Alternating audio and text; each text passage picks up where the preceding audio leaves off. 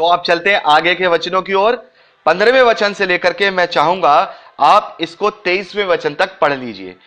मत्ती का सुसमाचार 7वां अध्याय उसके 15वें वचन से लेकर के आप उसको 23वें वचन तक पढ़ लीजिए। अभी इस रिकॉर्डिंग को पॉज यानी रोक दीजिए। आशा करता हूं आपने पढ़ लिया होगा। प्रभु आपको बहुत आशीषित करे। तो यहां पर क्या है देखिए, प्रभु यीशु मसीह इस पैसेज में क्या बताने की कोशिश कर रहे हैं कि जैसा पेड़ होता है वैसा ही वो पेड़ अपने अंदर फल लेके आता है। यानी कि हम उसके फलों से, उसके गुणों से, उसकी बातों से किसी को भी पहचान सकते हैं।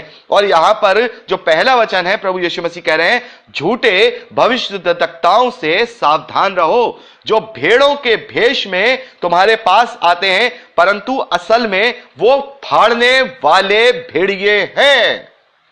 तो प्रभु यीशु मसीह क्या कह रहे हैं, तुम उन झूठे भविष्यद्वक्ताओं से सावधान रहो जो बड़े निर्मल रूप में बड़े अच्छी अच्छी बातें तुम्हारे साथ करेंगे, बड़ी निर्मलता के साथ बात करेंगे, उसके भेष में आएंगे, लेकिन उनको पहचान लो, असल में वो फाड़ने वाले भेड़िए हैं।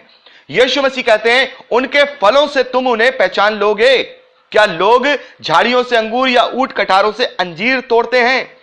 तो प्रभु यीशु मसीह कहते हैं कि उनकी हरकतों से, क्योंकि कहीं ना कहीं जो नकली होता है वो अपना नकलीपना दिखा देता है और कहीं ना कहीं जो असली होता है उसके अंदर असलीपन दिखाई दे जाता है। तो प्रभु यीशु मसीह ने बहुत अच्छा ये परख की एक चीज दी है कि आप झूठे लोगों को कैसे पहचान सकते हो। आप उनके फलों से उन्हें पहचानिए, उनके चाल चलन से, उनके बोली से, उनके कार्यों से आप उन्हें पहचान लेंगे।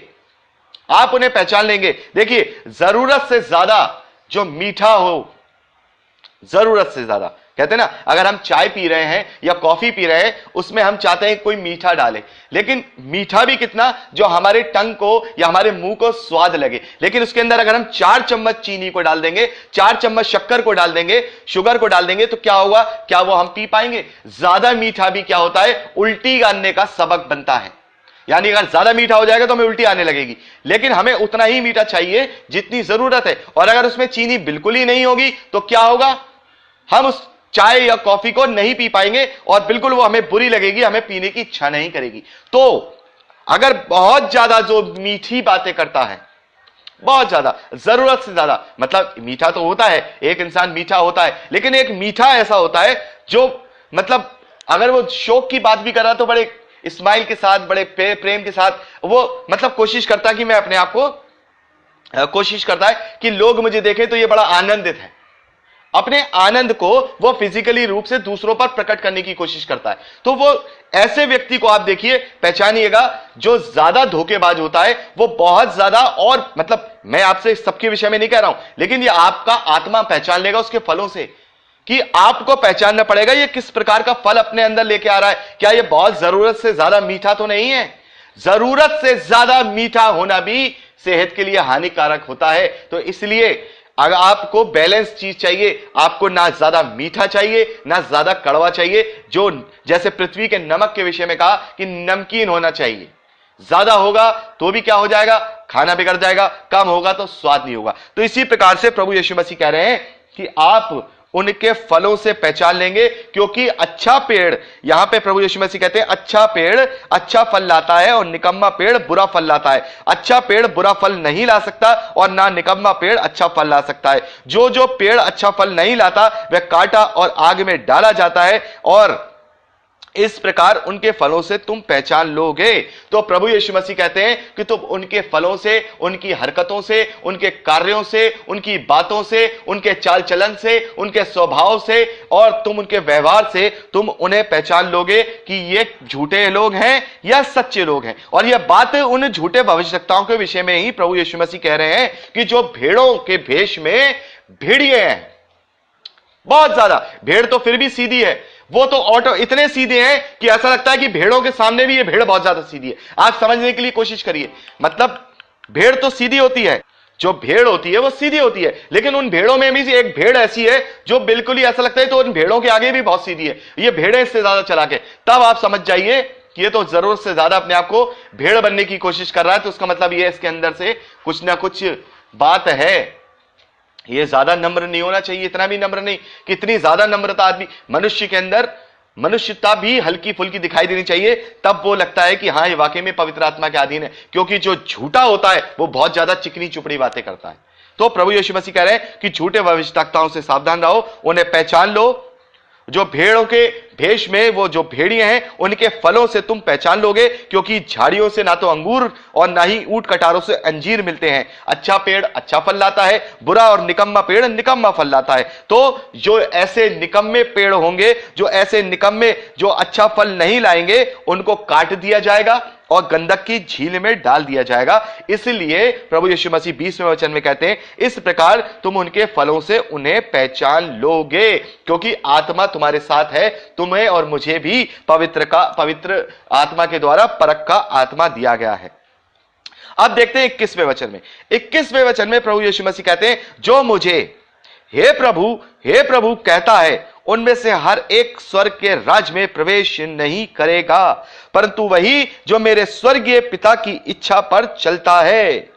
तो यहां पर मैं आपको एक बात बता दूं, प्रभु यीशु मसीह क्या कह रहे हैं कि जो कोई बार बार हे प्रभु हे प्रभु हे प्रभु और अपनी धार्मिकता को दिखाता हो, जैसे कि मैंने अभी पिछले भी बात की थी 6ठे अध्याय के 7वें वचन में कि प्रार्थना करते समय अन्य जातियों के समान बकबक ना करो, क्योंकि वह समझते हैं उनके बहुत बोलने से सुनी जाएगी। ऐसे ही वो लोग बहुत सोचते हैं कि हम परमेश्वर हमारी महिमा का भूखा है, परमेश्वर हमारी स्तुति का भूखा है, हम उसकी आराधना करें। हम उसको जैसे इस दुनिया के लोगों को अपनी चिकनी चुपड़ी बातों से बहला लेते हैं, फुसला लेते हैं, तो परमेश्वर को भी हम हे प्रभु कह करके बहला लेंगे, फुसला लेंगे। अरे भैया, हमारी और आपकी जो बुद्धि है, मेरी और आपकी जो बुद्धि है, जब खत्म हो जाती है, उसकी सारी लिमिटेशन ऑफ हो जाती हैं, तब परमेश्वर की शुरू होती हैं।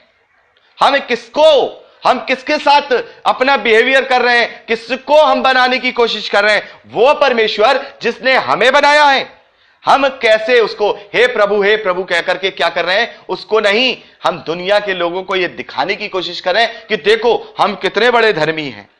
इसीलिए प्रभु यीशु मसीह कहते हैं कि जो कोई स्वर्गीय पिता की इच्छा पर चलता है वही स्वर्ग के राज्य में प्रवेश करेगा। और यूहन्ना का सुसमाचार और उसके 14वें अध्याय और उसके 15वें वचन में और 21वें वचन में देखते हैं तो प्रभु यीशु मसीह कहते हैं, यदि तुम मुझसे प्रेम रखते हो तो मेरी आज्ञाओं को मानोगे। और 21वें वचन में प्रभु यीशु मसीह कहते हैं, जिसके पास मेरी आज्ञाएं हैं और वह उन्हें मानता है, वही मुझसे प्रेम रखता है, और जो मुझसे प्रेम रखता है उससे मेरा पिता प्रेम रखेगा, और मैं उससे प्रेम रखूंगा और अपने आप को उस पर प्रकट करूंगा। तो यहां पर भी प्रभु यीशु मसीह उसके इच्छा पे चलने के लिए कह रहे हैं। तो परमेश्वर की इच्छा क्या है? परमेश्वर की इच्छा है कि हम उसके वचन को पढ़ें, उसके वचन का मनन करें और उसकी आज्ञाओं को अपने जीवन में उतार लें। विश्वास से तो हमारा उद्धार है, लेकिन उस उद्धार में बने रहने के लिए हमें वो चीजें जाननी पड़ेंगी कि कैसे अपने जीवन का यापन करना है, कैसे हमें परमेश्वर के प्रभु यीशु मसीह के स्वरूप में ढलना है। तो उसकी इच्छाओं को जानने के लिए हमें पवित्र शास्त्र का अध्ययन करना जरूरी है। और उसकी इच्छा क्या है? उसकी इच्छा है, सबसे पहली इच्छा उस परमेश्वर की क्या है कि जो हम यूहन्ना के 3:16 में पढ़ते हैं कि जो कोई उस पुत्र पर विश्वास करेगा, इकलौते पुत्र पर विश्वास करेगा। परमेश्वर ने जगत से ऐसा प्रेम रखा कि उसने अपना इकलौता पुत्र दे दिया कि जो कोई उस पर विश्वास करे वो नाश ना हो परंतु अनंत जीवन पाए। तो सबसे पहले तो परमेश्वर की आज्ञा यह है, परमेश्वर की इच्छा यह है, परमेश्वर की इच्छा यह है कि हम उसके पुत्र रूप को स्वीकार करें, क्योंकि उसी के द्वारा हमारा उद्धार हुआ है। हम परमेश्वर के वचन को पुत्र रूप में स्वीकार करें, क्योंकि यहां पर यह नहीं लिखा कि आप प्रभु यीशु मसीह पर विश्वास करिए, क्या आप इमानुएल पे विश्वास करिए, नहीं, वहां लिखा है इकलौते पुत्र पर विश्वास करिए। तो भले ही परमेश्वर जो है, जो परमेश्वर का वचन प्रभु यीशु मसीह है, भले ही स्वयं परमेश्वर है, भले ही वो स्वयं परमेश्वर का वचन है, स्वयं परमेश्वर है, लेकिन वहां भी परमेश्वर ये चाहते हैं कि हम जो उसको स्वीकार करें वो उसके पुत्र रूप में ही स्वीकार करें, क्योंकि यहां पर प्रभु परमेश्वर की इच्छा यही है कि हमारा जो उद्धार है वो पुत्र के रूप में उसको स्वीकार करने के द्वारा ही होगा। तो परमेश्वर की पहली इच्छा यह है कि हम प्रभु यीशु मसीह पर, उसके पुत्र रूप पर विश्वास करें, उससे हमारा उद्धार हो। और उसकी दूसरी इच्छा यह है कि हम अपने चाल चलन को जब हम उसमें बपतिस्मा लेते हैं, प्रभु यीशु मसीह में नई सृष्टि बन जाते हैं, तो हम अब नई जीवन की सी चाल को चलें और अपने आप को दूसरा तीमुथियुस दूसरा अध्याय और 15वें वचन के अनुसार अपने आप को परमेश्वर के ग्रहण योग्य बनाओ, ताकि हमें लज्जित ना होना पड़े और सत्य के वचन को सही रीति से काम में लाओ। तो परमेश्वर की इच्छा यह है कि जो इस वचन में लिखी हुई बातें हैं उनको हम अपने जीवन में उतार लें। सबसे पहले तो विश्वास, क्योंकि अगर हमने विश्वास नहीं किया तो फिर तो सारी चीजें क्या हैं, व्यर्थ हैं। और अगर विश्वास करने के बाद हम परमेश्वर के ग्रहण योग्य नहीं बनते तो भी सारी चीजें क्या हो जाएंगी, व्यर्थ हो जाएंगी। तो हमें परमेश्वर की इच्छा को जानना जरूरी है और परमेश्वर का धन्यवाद है कि हम परमेश्वर की इच्छा को जानने की कोशिश कर रहे हैं। प्रभु यीशु मसीह कहते हैं कि उस दिन बहुत से लोग मुझसे कहेंगे, हे प्रभु, क्या हमने तेरे नाम से भविष्यवाणी नहीं की और तेरे नाम से दुष्ट आत्माओं को नहीं निकाला और तेरे नाम से बहुत से आश्चर्य कर्म नहीं किए? तब मैं उनसे खुलकर कह दूंगा, मैंने तुमको कभी नहीं जाना। हे कुकर्म करने वालों, मेरे पास से चले जाओ। तो प्रभु यीशु मसीह कहते हैं कि अभी तो हमने एक बात करी कि कौन हे प्रभु यानी दिखावे का ना हो, और अब यहां पर हम बात करते हैं, एक दूसरी बात निकल के आती है। प्रभु यीशु मसीह कहते हैं कि जो दास या जो आश्चर्य कर्म करने वाले जिन्होंने मेरे नाम से आश्चर्य कर्म किए, अब मैं उन लोगों से कहूंगा जो ऐसे झूठे प्रचारकों पर दोष लगा करके उनकी मिनिस्ट्री को बंद कराना चाहते। देखिए यहां पर प्रभु यीशु मसीह क्या कह रहे हैं, प्रभु यीशु मसीह क्या कह रहे हैं कि वो उन लोगों से कह रहे हैं तुमने पूरी जिंदगी दिखावे के लिए हे प्रभु कहा, लेकिन अंत के दिन में मैं तुम्हें नहीं पहचानूंगा, मैं कह दूंगा मैं तुम्हें नहीं जानता, कुकर्म करने वालों मेरे पास से चले जाओ। लेकिन अपने जीवन भर देखिए उन्होंने क्या क्या कार्य किए। देखिए जीवन भर वो क्या कह रहे हैं, हमने तो तेरे नाम से भविष्यवाणी की थी, हमने तो तेरे नाम से दुष्ट आत्माओं को निकाला था, हमने तो बहुत से आश्चर्य कर्म भी तेरे नाम से किए थे, लेकिन हमारा ही उद्धार नहीं हो रहा। देखिए कितनी बड़ी बात है। बहुत से लोग दोष लगाते हैं, मैं उनको कह रहा हूं दोष मत लगाइए, परमेश्वर का न्याय उसके जीवन में प्रकट होगा और परमेश्वर से कोई नहीं बच सकता, चाहे वो बड़े से बड़ा भविष्य रखता हो, चाहे वो छोटे से छोटा कोई जो है साधारण सा मनुष्य हो। तो यहां पर क्या है, वो आश्चर्य कर्म कर रहा है। जैसे मान लीजिए मैं जेम्स, आज मैं आपके जीवन को बदलने की कोशिश कर रहा हूं, लेकिन आप मुझे नहीं जानते, यहां तक कि आपने मुझे अभी तक देखा नहीं। लेकिन यदि मैं अपने जीवन के अंदर बुरा हूं, मैं गंदी हरकतें करता हूं, तो आप क्या करेंगे, आपको उससे कोई फर्क नहीं है, होगा परमेश्वर न्याय करेगा। लेकिन हमें जो ये सिखा रहा है, हमें इससे मतलब है, क्योंकि ये अपने दिल से नहीं, ये परमेश्वर के वचन से सिखा रहा है। तो परमेश्वर हो सकता है मेरे जीवन के जो न्याय के जो कार्य हैं, जो मेरे गलत कार्य हैं, उनकी सजा मुझे दे और मुझसे अंत के दिन में कह दे, James I don't know who are you, चला जाए ऐसे कुकर्म करने वाले मेरे नजरों के सामने से, मैं तुझे नहीं जानता। तब उसका मतलब ये नहीं कि आपने अगर मुझसे शिक्षा ली है तो आपसे भी परमेश्वर ऐसा करेगा, नहीं। मैं आश्चर्य कर्म भी कर रहा हूं, मैं सारी चीजें कर रहा हूं, मैं ये आपको मैं ये सिर्फ आपको एक एग्जांपल दे रहा हूं, प्लीज ऐसा मत समझिएगा। ये परमेश्वर का धन्यवाद है कि मैं पूरी कोशिश करता हूं प्रभु में। तो यहां पर प्रभु यीशु मसीह कह रहे हैं कि मैं उन्हें नहीं पहचानूंगा। तो हम क्यों दोष लगाएं बड़े से बड़े लोगों के ऊपर कि उनकी कलीसिया में ऐसा हो रहा है, वो गलत कर रहे हैं, वो ये चीज कर रहे हैं, ऐसा नहीं है, फलाना दिमागा। अरे परमेश्वर उनको उनके कार्य की सजा देगा। We are not God, we are not Jesus, we have no any right to जज एनीबडी। हमारे पास कोई राइट नहीं कि हम किसी भी व्यक्ति को जज करें, हम किसी भी व्यक्ति पर दोष लगाएं, क्योंकि प्रभु यीशु मसीह और परमेश्वर हैं उनको उनकी बातों के लिए क्या करने के लिए, उनको सजा देने के लिए। तो हमें इस चीज से नहीं देखना चाहिए कि उसका पर्सनल व्यक्ति का जीवन कैसा है या किसी पास्टर का पर्सनल व्यक्तिगत जीवन कैसा है। हमें यह देखना चाहिए कि उसके जो कार्य हैं उससे क्या लोगों को बचाया जा रहा है कि नहीं। यदि उसके द्वारा अगर बहुत से लोगों को बचाया जा रहा है तो इसका मतलब ये ठीक है, परमेश्वर न्याय करेगा और परमेश्वर के ऊपर उसे छोड़ दीजिए। आप सोच रहे होंगे बार बार मैं ऐसे प्रचारकों के विषय में क्यों कह रहा हूं। इसलिए कह रहा हूं क्योंकि क्या होता है, जब हम बुरे लोगों को देखते हैं तो बुरे लोगों को देख करके जो सही मायने में परमेश्वर के सच्चे लोग होते हैं, तो हम अपनी राय भी क्या करते हैं, उनके प्रति भी अपनी राय भी उसी के रिफ्लेक्शन में बना लेते हैं। इसलिए मैं कहता हूं कि बहुत एक मैं देखता हूं फेसबुक पे भी बहुत सारे लोग हैं जो गलत गलत बातें, मैं उनको यही कहता हूं कि मेरे भाइयों मेरे बहनों, अगर हम किसी बुरे के पीछे पड़ जाएंगे, बुरा बुरा बुरा, तो उसके साथ जो एक अच्छा होगा उसे भी लोग बुरा समझने लगेंगे। अगर हम कहेंगे पास्टर बुरे होते हैं, पास्टर बुरे होते हैं, प्रचारक बुरे होते हैं, प्रचारक बुरे होते हैं, तो जो अच्छा प्रचारक होगा, जो अच्छा पास्टर होगा, लोग उसे भी कहेंगे, वो भी उसमें गेहूं के साथ घुल पिस जाएगा और परमेश्वर का राज्य क्या होगा, क्या होगा, व्याधित होगा, उसमें जो है बाधा आएगी। तो मैं ऐसे लोगों से कहता हूं उन्हें परमेश्वर के हाल पे छोड़ दीजिए, परमेश्वर उनका न्याय करेगा। आपका काम है सत्य बात। मैं कभी भी, आपने देखा होगा वीडियो में भी, कभी किसी का नाम लेकर के नहीं कहता कि फलाने व्यक्ति ने गलत काम किया, वो ऐसे प्रचार कर रहा है, उसने ऐसे नहीं। हम क्यों कहें, किसी का नाम क्यों लें, हम क्यों ना उनको सत्य बात सिखा दें। देखिए झूठे भविष्यवक्ताओं को हम कैसे पहचाने, इसके विषय में मैंने एक वीडियो अपलोड किया, लेकिन मैंने किसी का नाम नहीं लिया। मैं लोगों को बताऊं कि उनके फल क्या होते हैं, तो वो अपने आप पहचान लेंगे कि ये सही है गलत है। तो हम क्यों उनको बुरा बोले, हम केवल अपनी सही शिक्षा दें, हम रोशनी की तरफ ले जाएं। हम क्यों बोले उधर अंधेरा है, उधर अंधेरा है। भाई हम किसी से क्यों कहें कि इस कमरे में अंधेरा है, इस कमरे में अंधेरा है, इस कमरे में अंधेरा है। अरे उस कमरे में ले जाकर एक मोमबत्ती क्यों नहीं रख देते।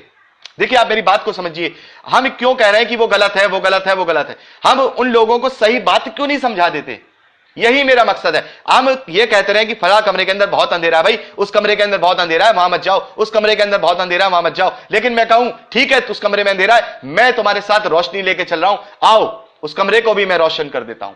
तो ये हमारी सोच होनी चाहिए, एक मसीही विश्वासी की ये इंटेंशन होनी चाहिए। तो यहां पर जो है हर एक परमेश्वर के राज में प्रवेश नहीं करेगा, सबका ही यहां पे इसका मतलब यह है, चाहे वो साधारण इंसान हो, चाहे वो भविष्यवक्ता ही क्यों ना हो, उसने बड़े बड़े आश्चर्य कर्म क्यों ना किए हो, हर एक का न्याय किया जाएगा। हर एक का क्या किया जाएगा, हर एक को पलटा दिया जाएगा उसके प्रतिफल के अनुसार। तो दोस्तों आज के लिए लगता है 1 घंटे से ज्यादा हो गया, आज के लिए बस इतना ही। और जो है अब हम अगले मंडे को जो है आगे से हम जैसे विस्तार से कर रहे हैं, उससे हम विस्तार से उसको आगे से पढ़ेंगे, यानी 24वें वचन से। तो एक छोटी सी प्रार्थना करेंगे और अपने अध्ययन को यहीं समाप्त करेंगे। हालेलुया, धन्यवाद पिता परमेश्वर, तेरा धन्यवाद करते हैं तेरे अद्भुत रीति वाले प्रेम और तेरे अनुग्रह के लिए प्रभु। और पिता परमेश्वर प्रार्थना करते हैं, बहुत बहुत धन्यवाद देते हैं कि तू इस पूरे इस रिकॉर्डिंग में, इन सारी बातों में तू मेरे साथ रहा और तूने अपनी बातों को समझाया। बहुत सी ऐसी बातें थी जो मैं सोच के बैठा था और बहुत सी ऐसी बातें थी जो तूने मुझे बताई और तू चाहता था कि वो तेरे लोगों तक पहुंचे और वो पहुंची प्रभु। जिन लोगों ने इसको सुना है प्रभु, उनको ऐसे कान दे कि उनके कान से वो सीधी उनके हृदय में उतर पाए और उनके हृदय में, उनके जीवन में दिखने पाए प्रभु जी। और सारी आशीषें पिता परमेश्वर उन्हें स्वर्ग के भंडार से देना पिता परमेश्वर, और अपना आनंद और शांति और धीरज हम सब मसीह भाई बहनों को प्रदान करना, ताकि हमारे अंदर ऐसी ताकत आए कि हम वचन को लेकर के उस शैतान की दुष्ट की सारी चालों से लड़ सकें। सारा आदर देते हैं, सारा महिमा देते हैं, यीशु के नाम में मांगते हैं, आमीन। तो दोस्तों आज के लिए इतना ही, प्रार्थनाओं में याद रखिएगा। प्रभु आपको बहुत की आशीष दे। प्रेज द लॉर्ड, जय मसीह की। दोस्तों यदि आपको ये प्रचार पसंद आया है तो प्लीज शेयर जरूर करिए, और अगर आप चाहते हैं कि हमारे और भी वीडियो देखना जो हमने अपलोड किए हैं और जो हम आगे अपलोड करेंगे, तो आप हमारे चैनल को सब्सक्राइब कर लीजिए और वहां बेल आइकन है उसे टच करिए, ताकि जब भी हम नया वीडियो डालें वो नोटिफिकेशन आप तक जरूर पहुंचे। तो दोस्तों आज के लिए इतना ही। परमेश्वर आपको सुरक्षित रखे, आप आनंदित रहें, परमेश्वर में आशीष पाए और बढ़ते जाएं, यीशु के सामर्थी नाम में, आमीन। प्रेज